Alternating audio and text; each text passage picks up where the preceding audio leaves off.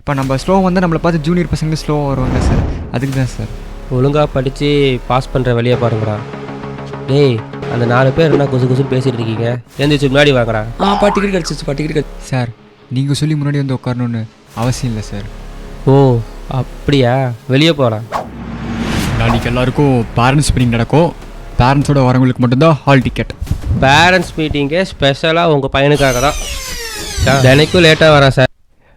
This is the face of late comer. Sir பார்த்தீங்களா sir, உங்கள் முன்னாடியே எப்படி ஒரு பொண்ணுக்கிட்ட வலிகிறான்னு. படிக்கிறானோ இல்லையோ, கண்ட ரீல்ஸ் எல்லாம் பண்ணிக்கிட்டு இருக்கான். என்னடா இது? இல்லைப்பா, அது ஓகே சார், எங்கேயோ சைன் பண்ணணும்னு சொன்னீங்க. நீங்கள் பேசிகிட்டு இருக்கீங்க, உங்கள் பையனை பற்றி தான் பேசிகிட்டு இருக்கேன். எடுத்து பாருங்கள் மார்க் ஷீட்டை. இப்படியே போனால் டிகிரி கிடைக்கிறதே கஷ்டம், அப்புறமா ஃப்யூச்சர் என்ன ஆகுறது? உங்கள் பையன் தான் கடைசியில் ஃபெயில் ஆவான், லைஃப் ஃபெயிலியர் ஆயிரும். சஞ்சய் சஞ்சய் சஞ்சய், இதெல்லாம் நீ என்கிட்ட பேசுறதுக்கு முன்னாடி சார் என்ன சார் நினச்சிட்டு இருக்கீங்க? இனிமே தான் இந்த ஸ்டாஃப்னால் யாருன்னு பார்க்க போகிறீங்க.